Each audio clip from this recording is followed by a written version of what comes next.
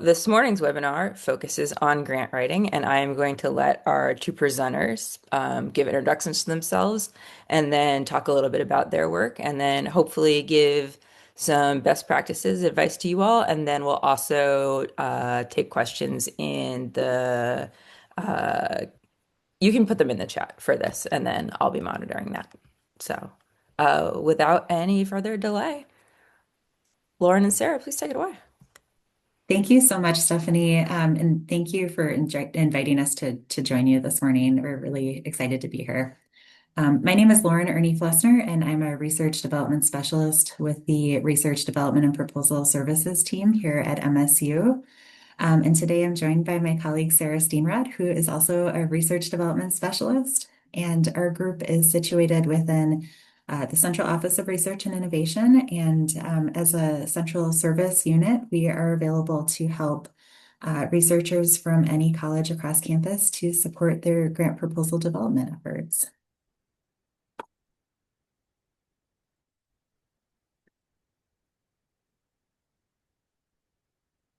And today we wanted to talk with you about some persuasive writing approaches for grant proposals and how grant proposal writing differs from other forms of academic writing. We also are going to talk about some steps you can take before you begin writing to position yourself for success.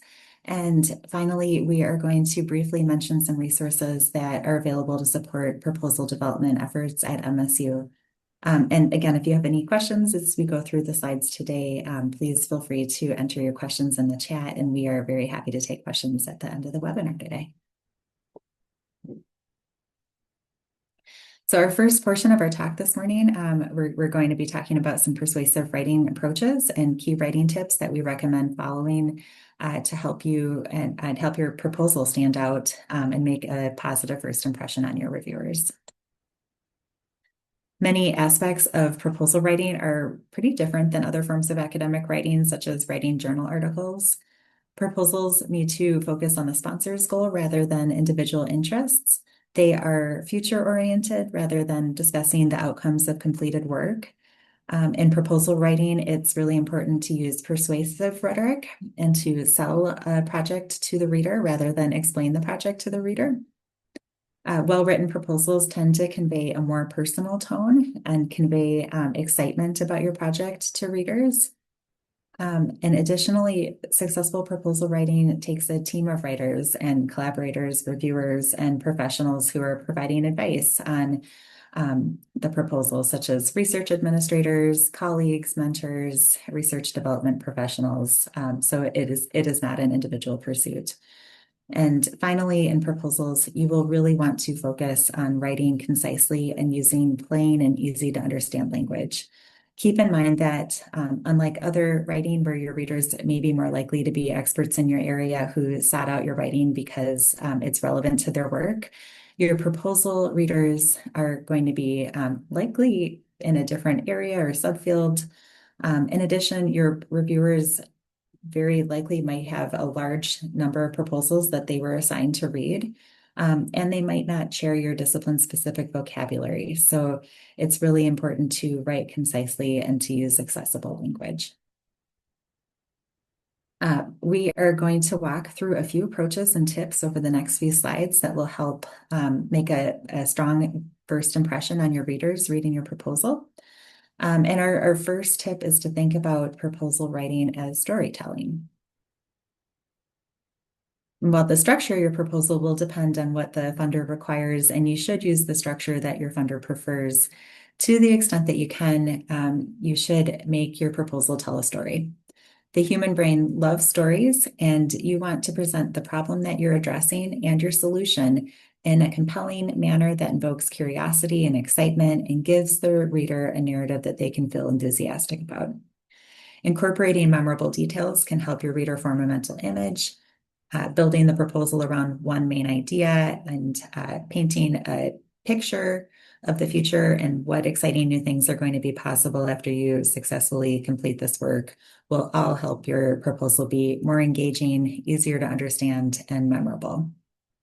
A strong narrative can also help unify thinking in a group. And as a grant writer, you want to use your narrative to lead your readers through the proposal to the conclusions that you want them to draw. So, to quote marine biologist and filmmaker Randy Olson from the book Houston, We Have a Narrative, for effective communication, what you want is focus, everyone thinking the same thoughts. Such is the power of narrative. It enables you to pull everyone together.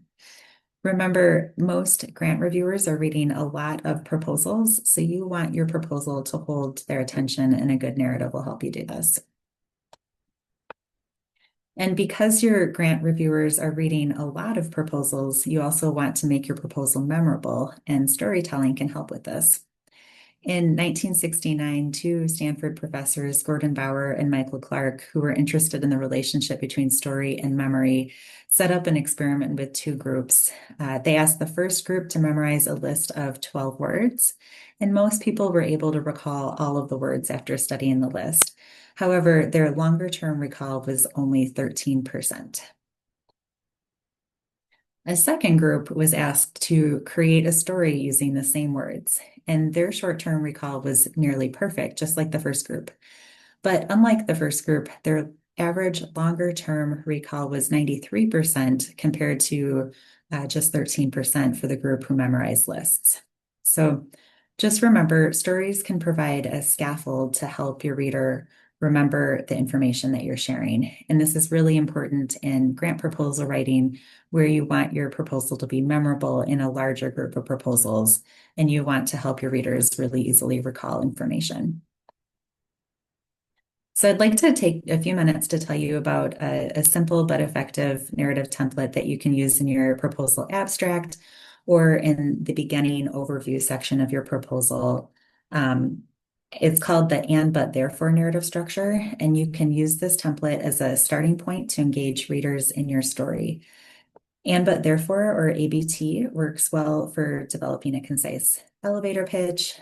It can work well in the introductory paragraphs of a proposal or an article, and it can also help frame out a longer story. If you craft a short presentation of your research story or your research program with the ABT structure, you aren't going to confuse anyone or bore anyone, but you'll be really engaging your reader or your listener in the narrative that you're telling. So let's start with the A of ABT, which stands for the word and.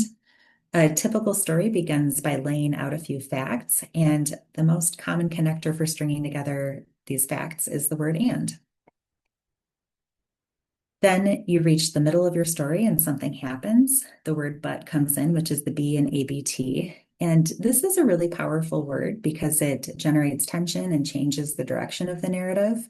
And it establishes a gap or problem or conflict. And for your reader, this should immediately increase their interest in the story that you're telling. Then you talk about the path that you are going to follow in order to answer the question or resolve the conflict in your story. And this is where the word therefore comes in, which is the T in ABT. So again, you can use this framework in the introductory paragraphs of your proposal, but you could also layer it in other areas of your proposal as well. But it can help you be concise, compelling, and keep the story moving.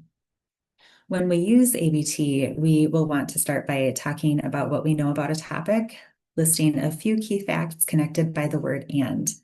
So we're starting by presenting information about the topic as it should be, but then we realize that a problem X has occurred or is present, which is hindering us from reaching that ideal state of the topic as it should be. And therefore, we are now going to recommend following a new approach, Y, to address problem X. One final note about ABT is that you can also think of ABT as standing for situation, complication, and resolution. So let's take a quick look at an example of ABT from Randy Olson's book, Houston, We Have a Narrative. And he writes, for 8,000 years, sea level has been stable and civilizations have been built right to the edge of the ocean. But for the past 150 years, sea level has been rising rapidly. Therefore, it is now time for a new management plan for coastal areas. So ABT represents an ideal narrative structure that provides readers with an easy to follow singular narrative. Much like the Goldilocks story, however, it is possible to have either too much or too little narrative. The AAA narrative structure stands for and it has too little narrative. If you never get to the word but, you may end up telling a story that goes on without getting to a climax or a conclusion. Just presenting one piece of information followed by another piece of information followed by another piece of information can get boring for the reader. In contrast, the DHY narrative structure, where DHY stands for despite, however, yet, can have too much narrative. And although the word but is very helpful and engaging for moving a narrative along, if there are too many changes in direction delivered all at once, the narrative that you're telling can become too confusing to follow. And while there may be a smaller number of individuals in your field who may be able to easily follow this more complex narrative structure, to effectively communicate with a larger and more general audience, which often includes proposal reviewers, it is better to use the simpler ABT structure. When we think about storytelling and proposal writing, we also want to emphasize that it is important to streamline your proposal so that it tells an engaging, logical story that's easy to understand and appreciate. Your proposal should only include key information with nothing extra, because extra information can detract from the story that you're sharing with your readers. And additionally, building off of what we shared in the previous slide about the ideal ABT structure versus the less exciting AAA and structure and the too complex despite yet however structure, remember that to help your reader understand where you're going with your story, it's really important to keep the narrative focused and simple and to limit tangents. So we recommend trim off the tangents until you have a clear flow to your story, and be willing to delete the things you really love about what you wrote if they are unnecessary to move the story that you're telling forward. So always ask yourself if the information that you're presenting in your proposal responds to the funder's needs or the review criteria, whether it moves the story along, and whether it deserves the valuable space that it's taking up on the page. If it doesn't, it should be removed. So in grant writing, remember that telling your reviewers a story will help them stay engaged in reading your proposal, follow along with it, and predict what you are going to discuss next. Storytelling helps all of your readers start from a shared understanding, whether or not their areas of expertise are similar to yours. And using a parallel construction in your proposal is helpful, as is using the same terminology throughout your proposal. Also, avoid mysteries in your proposal by making sure to clearly say how things are related. Again, remembering that your readers may have different areas of expertise. I'm going to hand the floor over to my colleague Sarah now to talk about our next persuasive writing tip. Thanks, Lauren. Now we're going to move on to sharing some tips for making your writing reader-friendly. So our first tip is to use simple language in your grant writing. And don't assume that your reviewer shares your specialized knowledge. So one way to do this is to focus on writing like you talk, thinking about how you might explain your project to someone who's unfamiliar with it and not in your subfield. So I really like this title of a journal article from Applied Cognitive Psychology. It's entitled "The Consequences of Erudite Vernacular Utilized Irrespective of Necessity," right? Which could be more simply written as "The Problems with Using Long Words Needlessly." As you write your proposal, if you would like to look at examples of using simple language to explain complex scientific concepts, ideas, and results, you can think about the language you hear people using in TED Talks or look at a Scientific American article as great examples. Our next tip is to avoid the use of jargon. We all end up using jargon, and we often become blind to jargon when we become experts in a field. However, jargon is an insider language, and it can cause confusion and misunderstanding for readers who don't share the same language. So if you must use jargon in your proposals, be sure to explain it clearly. If you need help identifying where you might be using jargon in your proposal writing, ask someone outside of your field to review your writing for jargon, or you can explore using one of these online jargon identifiers. Remember, there is no such thing as a grant being too easy to understand. So be sure to write, so to speak, for the front page of the newspaper and not for that sports page. limit your technical language and jargon and idiomatic phrases that may not be readily understood by everyone.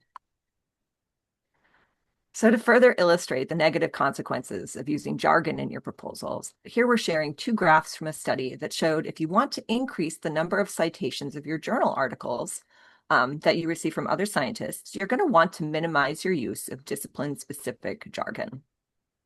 So the graph on the left shows citations on the vertical y-axis, and along the horizontal x-axis is the proportion of jargon in the article title.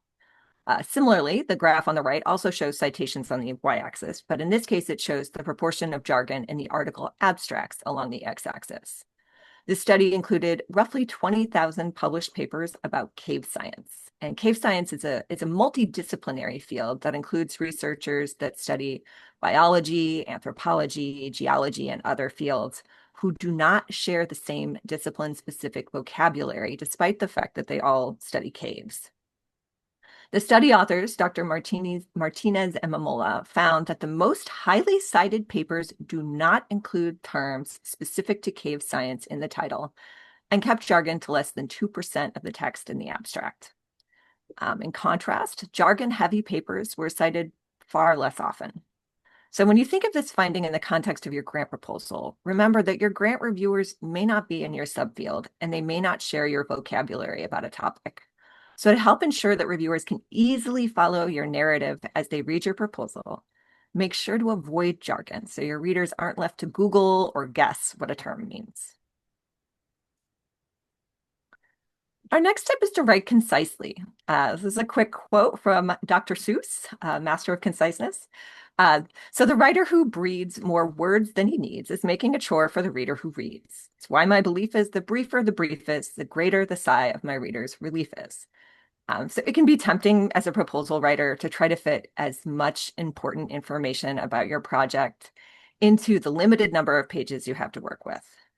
However, your readers are likely going to want to read less. And to read a clearly written, well-organized, and complete but concise proposal that has some empty space on the pages. And so for that reason, we recommend that you keep your writing accurate, brief, and clear.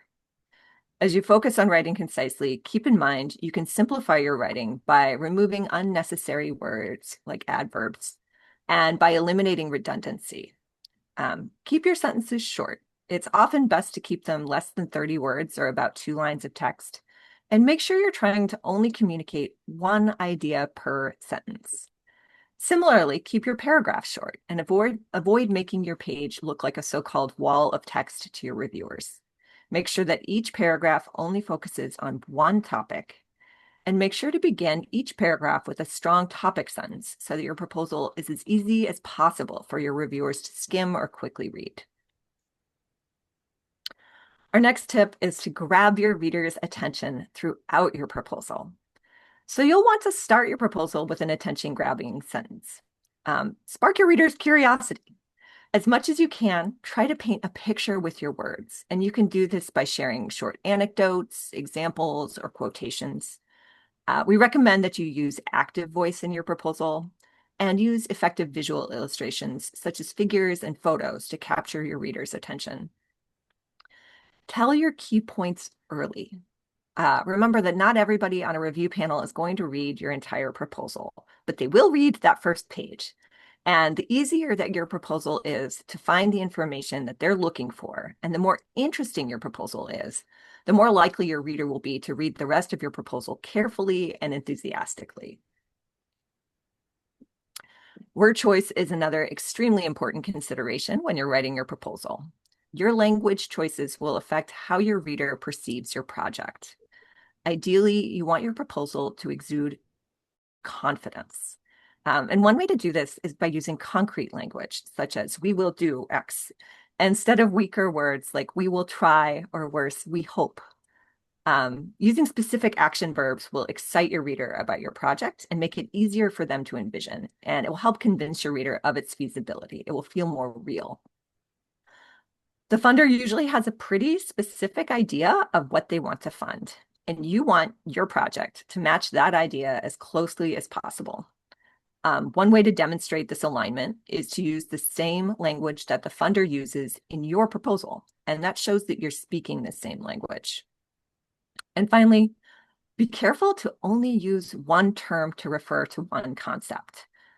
It can be really tempting to vary your language to avoid repetition, and that's often encouraged in creative writing, but repetition is actually your friend in proposal writing. Using the same terminology throughout your proposal will help avoid confusion and help reinforce key concepts for your reader. How your proposal looks will also make an impression on your reader. So in addition to, of course, considering the content of your proposal, we would also encourage you to consider the visual layout. So we recommend that you use consistent style conventions throughout your proposal. And this is especially important if you're working on a grant proposal with multiple people who are all writing different sections of the grant.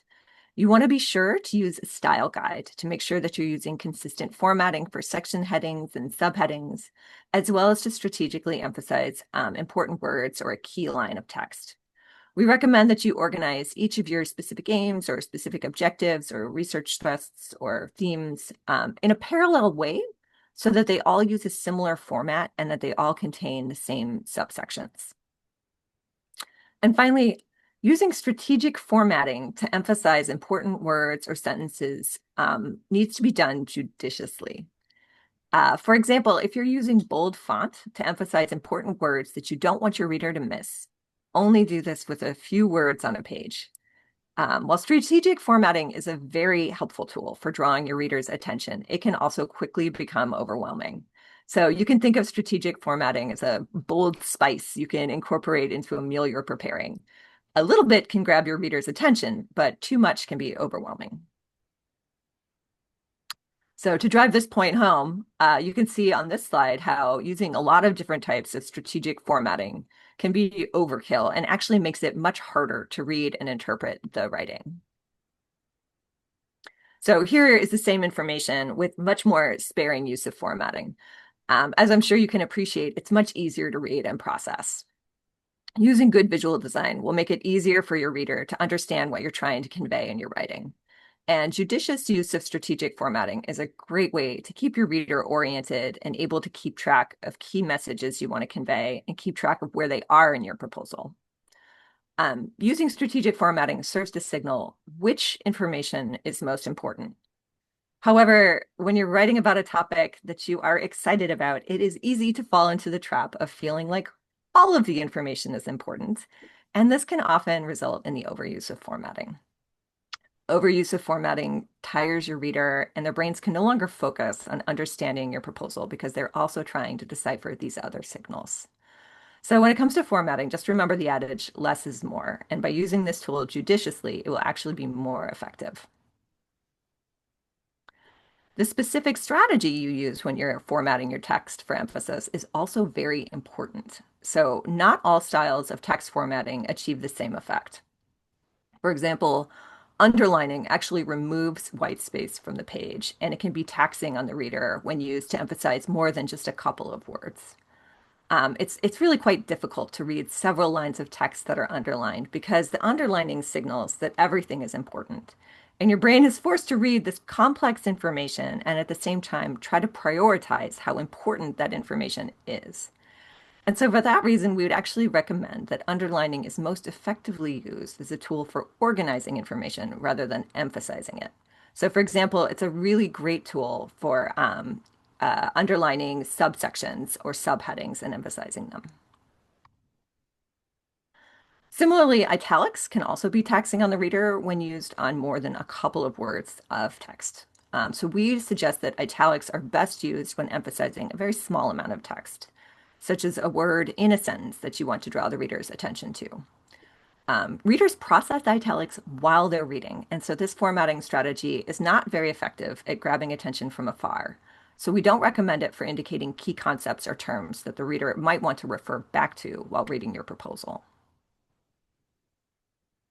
Bold formatting, on the other hand, is very effective at grabbing the reader's attention at a glance, which makes it a great choice for emphasizing a main concept or a key term.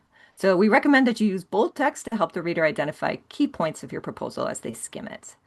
And to avoid overuse, we recommend adding that bold formatting after you finish writing and use it sparingly. Other key design points to keep in mind is to avoid layering too many formatting styles at once. So the use of bold, plus italics, plus underline adds visual clutter, and it can just be too much. Also, we recommend you keep a style guide in mind when you're formatting your text. So use one style to achieve one goal. For example, if you use bold to emphasize key points on page 1, don't use italics to emphasize key points on page 2. Being consistent in your use of strategic formatting will make your proposal look much more polished, and it will make it much easier for your reader to identify and process key points in your proposal as they read it. Another way to help your reader follow the narrative of your proposal is by both showing them and telling them your key points. It's easy to fall into the trap of thinking that your figures and charts might be self-explanatory. But to its hired reviewer, it might involve a lot of effort to connect what's shown in a figure or chart to the story you're telling in the text. Therefore, we recommend adding description and interpretation of your key results or key points from your figures in the body text itself. So, for example, instead of simply saying analyses are shown in Table 1, consider adding a bit more description to walk the reader through the logic and the meaning of the figure or table by instead saying something like analyses showed that enhanced expression of gene A resulted in increased levels of protein A in kidney cells, and this in turn was correlated with a worse outcome. See Table 1. Great figures are another opportunity to make your proposal easier to understand and more competitive. But they can also take up a lot of precious space. So it's really important that each figure works hard for your proposal. One way to evaluate whether a figure is earning its space is to ask yourself if the concept can be easily explained in a line or two of text. If so, a figure probably isn't necessary and can be cut. Another factor to evaluate is whether the concept you're trying to illustrate actually lends itself to visual representation. So, for example, if you're presenting a model or a chemical pathway and you want to represent complex relationships among different components, a figure might actually save you a lot of text. Figures are also one of the first things that reviewers look at when they read your proposal, so it's a good idea to make them skimmable. So ideally, without reading your proposal and by just looking at the figure, a reader will have a pretty good understanding of the key points of your project. To ensure that your figure is skimmable, check that you're including the right amount of information. So too much information in a figure will make it very difficult to interpret. And too little is probably a waste of space. So it's really wise to have someone who's unfamiliar with your project take a look at your figures and then just tell you what they understand. And their answers may surprise you.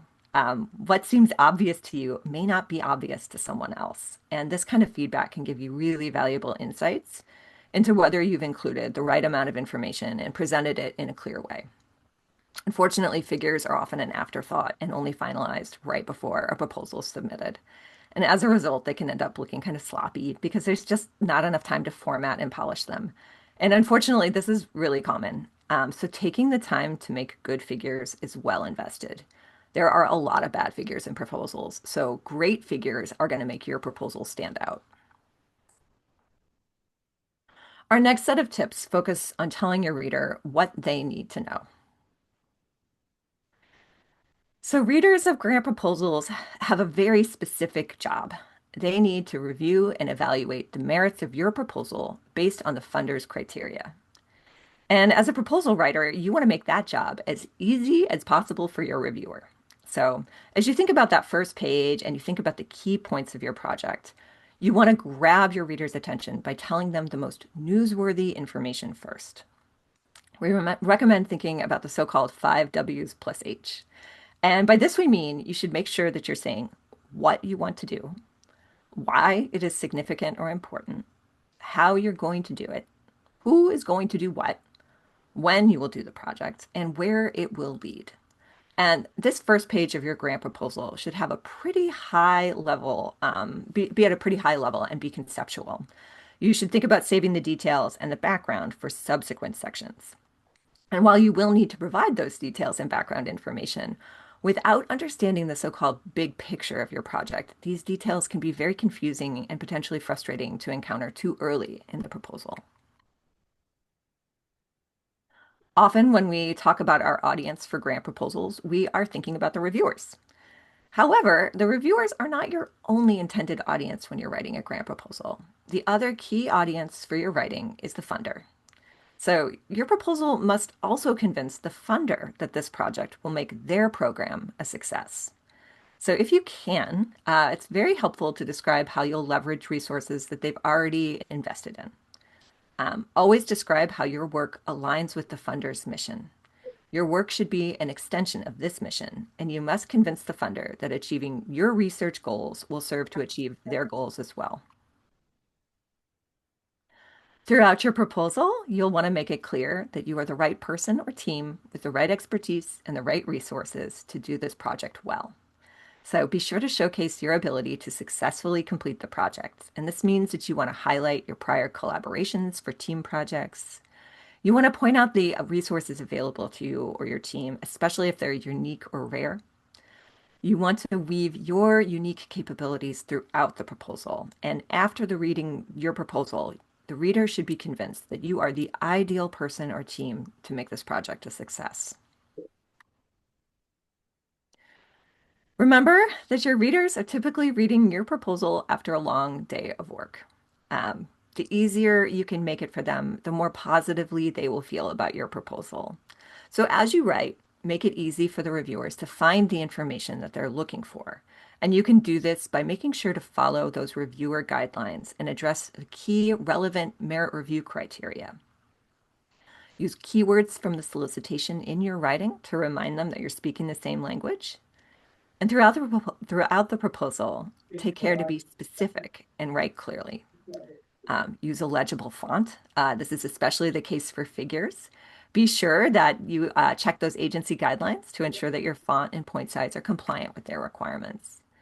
And make sure to make an effort to leave some empty or white space. So this space between paragraphs and around figures will make your proposal much more approachable. And keep in mind that the eye naturally reads in a Z pattern. So to make your proposal easy to read, keep that top left part of your page free of figures and don't put them in that location. Start with text. And these seemingly small details go a really long way to make your proposal reader friendly, which is likely to elicit goodwill from your very weary reviewer. So with that, I'm going to hand the floor back to Lauren. Thank you, Sarah. So in this next portion of our talk this morning, we are going to go over some steps that you can take very early in the proposal development process before you begin writing to increase your chance of success. And an essential first step is to find a funding opportunity that's a good fit for your idea or project. And there are many different approaches that you can use to identify potential funders and funding opportunities. There's a lot of information online that enables you to learn about potential funders, and we recommend doing a search on what the funders have supported in the recent past to get a sense of what they're likely to fund in the future. By developing a routine for funding searches, you are likely to be aware of funding opportunities as they arise and will have the maximum amount of time possible to work on your proposal before the deadline. Also, by developing a routine, you'll learn the patterns of funding cycles and be able to oftentimes predict when opportunities are likely to arise. We recommend that you look to your colleagues, see where they are receiving funding from. The Faculty Insights website through Academic Analytics, which MSU subscribes to, is a great tool for this, but also asking others how they're funded could generate leads for where to apply. Mentors with success obtaining grants can be extremely helpful throughout the grant preparation process, and especially for pointing you in the right direction in terms of funding opportunities. And finally, we also recommend position yourself to be competitive. And by this, we mean be aware of the resources and expertise that you possess that make you likely to succeed at what you propose. And similarly, be sure early on to identify any gaps in the resources that you need in order to address them before you apply. There are many resources that you can use to identify funding opportunities as well. This is a webpage on finding funding on the Office of Research and Innovation's website, and it lists a number of resources designed to help you identify funding opportunities, including government, foundation, and corporate opportunities, as well as internal funding opportunities at MSU. MSU subscribes to several funding databases that can be accessed through this page as well, and we encourage you to check them out. For example, the MSU Library has a subscription to the Foundation Center website, which enables you to search through thousands of foundations using keywords to identify potential funders. The databases, MSU Scholars and Faculty Insight are also great tools to see what funding others have been obtaining, as well as to search for funding opportunities and to sign up to receive an email list of potential funding opportunities as they are posted. So we encourage you to take a look at these resources. As you continue to identify funding opportunities, we recommend that you keep these 4 elements in mind: alignment, focus, eligibility, and timeframe. Oh, and also scope and budget, 5 elements, sorry. Grantsmanship is essentially presenting your project or idea in a way that aligns with the funder's priorities. So as an early step in proposal preparation, it's really important to understand the funder's mission or priorities and ask whether these priorities align well with your project or idea. Does the funder's focus match your project? Has the funder awarded grants for projects that are similar to the one you have in mind? And be aware of eligibility requirements. For example, does the funder make grants in geographic areas in which you work and live? And are you eligible to apply for funding? Next, preparing a competitive grant proposal takes a lot of time and effort, so it is essential to realistically assess whether you have the time to prepare and submit a competitive grant application. And finally, make sure that the budget for the award will align with the scope of the project. And yeah, never try to be in a position where you have to shoehorn a budget to fit the project. So I'm going to turn the floor over to Sarah now to go over the next few slides. Thanks, Lauren. So after you've identified and evaluated your funding opportunity, you'll next want to turn to evaluate your resource landscape. And so by this, we mean you want to consider the intellectual resources you have access to, as well as the material resources available to you, such as equipment or facilities or centers that you're likely going to need in order to complete your project in a way that aligns with the expectations of the funder. So what expertise do you have on your team? What expertise do you need to add? What technology, equipment, or facilities do you have access to? And are there resources that you need but you don't have yet?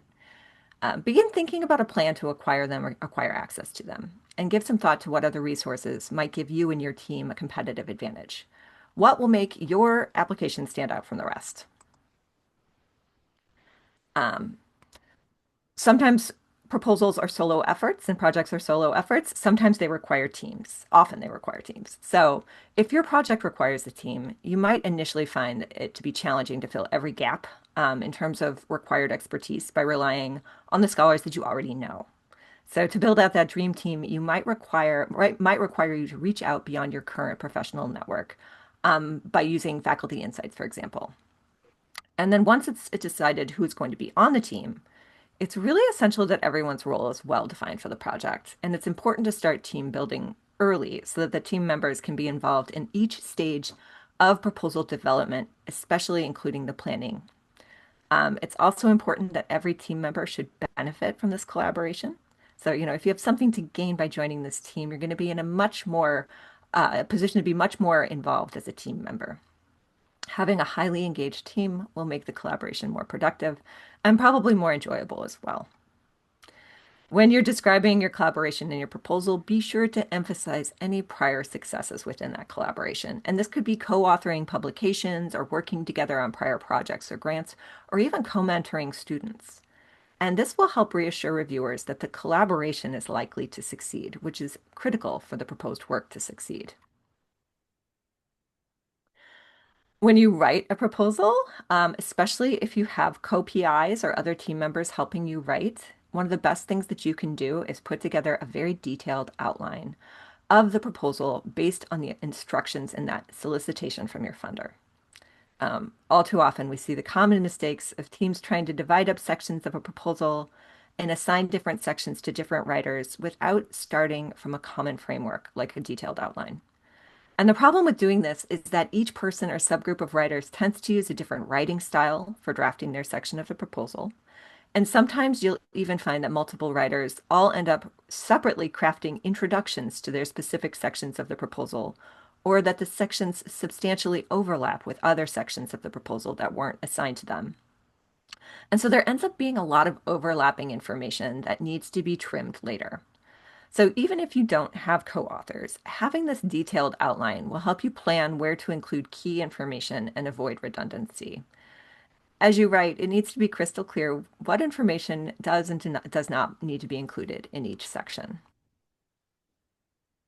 It's also important to realistically consider how much time it typically takes to prepare a competitive application.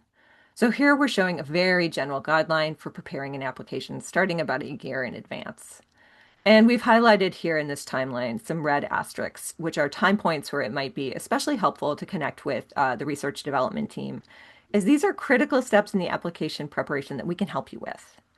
In the planning phase, which can be a year to 6 months before the deadline, you're going to want to make sure that you have all of the resources, preliminary data, collaborations, and publications that you need for a competitive application.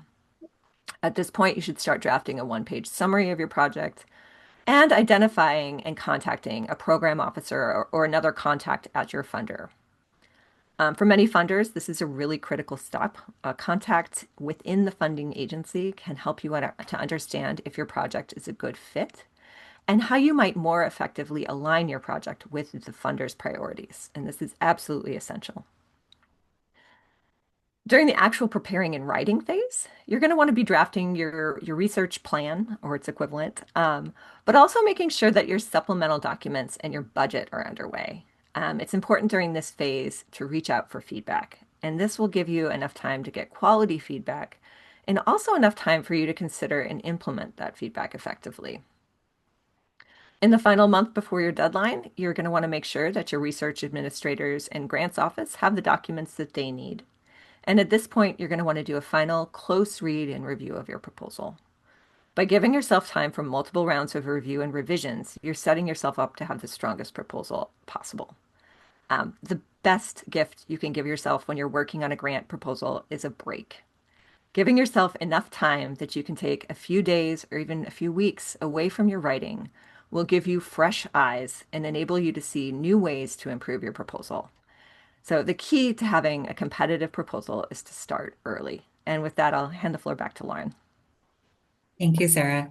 So in this last very short section of our talk this morning, we wanted to quickly go over a resource available at MSU to support proposal development activities. And I wanted to just briefly talk about the services that our unit provides. The Research Development and Proposal Services team provides assistance to MSU researchers to help them compete for external funding for their research and creative pursuits. And these services include proposal editing, both earlier in the proposal development process to provide feedback on the structure to improve the logical presentation and flow of the material, and to ensure that the proposal complies with the funder's requirements, as well as editing for spelling, grammar, and punctuation in near final proposal drafts. We also offer one-on-one and small group consultations to review proposal writing questions, as well as to help researchers find funding opportunities.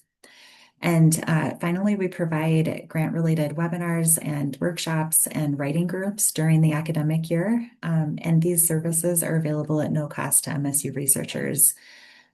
So we encourage you to reach out. If possible, we recommend reaching out early. This is a screen capture of the Research Development and Proposal Services webpage. If you'd like to learn more about our group and how we can help with proposal development efforts, please feel free to visit the Proposal Services tab on the Office of Research and Innovation website. And you're also welcome to reach out to us by email at ori.editors@msu.edu. And we wish you the very best with all of your grant funding endeavors. And thank you so much for inviting us to talk with you today. We hope that the writing tips will be useful as you prepare your next grant proposal application. And now we have some time to take any questions that you may have. So we have one question in the Q&A that first starts with saying, thanks, this is really helpful, especially hearing about reader psychology.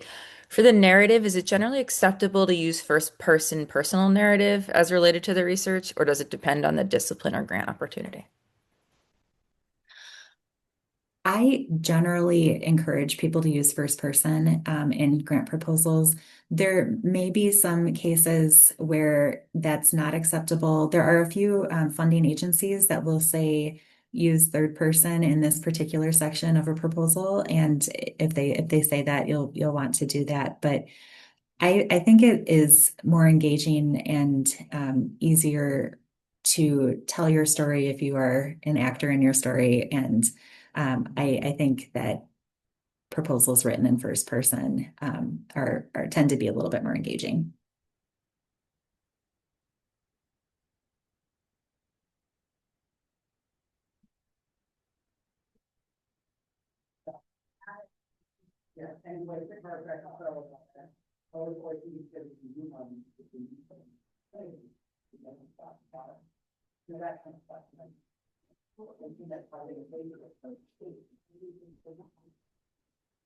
So while we're waiting for other questions, please feel free to put them in the chat, the Q&A, raise your hand, any way you want to ask questions. I'm curious about how you might access finding out how previous versions of a grant have been reviewed. So, is it possible to see something like previous panel reviews or examples of anonymous feedback? If you were looking for that kind of information on a grant you were applying for, would that be possible for you to find? And how would you go about doing that? Or would you come to your office and ask if you all have had experience with that? Is the previously reviewed grant, is that for clarification, is that your own grant that was previously reviewed, or an example of another proposal? An example of another proposal. Oh, okay. Um, so what I would recommend doing, if you can identify an example of a previously funded grant application, um, and you can do that oftentimes. Oftentimes the funders will list on their website the different awards that they've made recently. So you can get an idea of who has received funding either at our institution or at a different institution. And when you have that information, I would recommend reaching out to those individuals as well to ask if they'd be willing to share any information about the process or any tips or guidance that they've learned along the way. I would also recommend if you know of any colleagues who have submitted to a funding agency or served as a reviewer for a funding agency, I would recommend reaching out to them to get any insight that they have to share as well. Um, yeah, Sarah, would you add anything? I would say that advice is spot on. It's always best to just reach out directly to the PI. Mhm. Often folks are really generous about sharing this kind of information, especially if their grant was funded. So, but you can usually expand your professional network by doing this, and it's really the most useful information you can get. That said, there's also some repositories for some funding agencies online. So occasionally there will be other personal websites or agency websites that have examples of proposals and the reviewer feedback. So I think NIH has some of these. I know the NSF Graduate Research Fellowship program has some of these. There's a website that has the reviewer comments as well as the applications. So it's worth hunting around, but I would say I would totally agree with Lauren that reaching out directly to the PI is probably the most effective way to get that kind of information. And I will say we have not, we are in the process of developing a proposal library, and I'm hoping that we'll have that set up later this year in 2026. And at that point, we're hoping to be able to gather examples of successful proposals to a wide variety of funding agencies from PIs who are willing to share with their colleagues who are just getting started with a particular funding agency or would like to see an example of a proposal like a certain mechanism of a proposal. So yeah, stay tuned for hopefully later this year we'll be trying to share information about a proposal library, and hopefully that'll be helpful. I think that looks like all the questions everyone has. So I just want to thank you both, Sarah and Lauren, for coming out and talking to the Cal community this morning.